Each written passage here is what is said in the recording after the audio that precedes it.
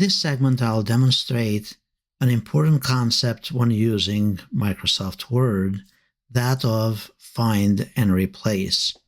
In Windows, it's typically referred to as search and replace, and in the version of Word for Windows, it is on the right-hand side as one of the icons from the Home tab.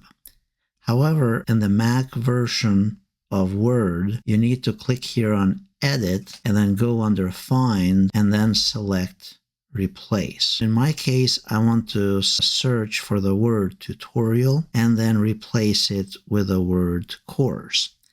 This can help in identifying specific words throughout a document and replace them all at once. So we type here tutorial and we want to replace it with the word course. The ones that it has found are highlighted along with the references in each instance below in the results. Now, if we want to replace one at a time, we can click here on replace and replace again.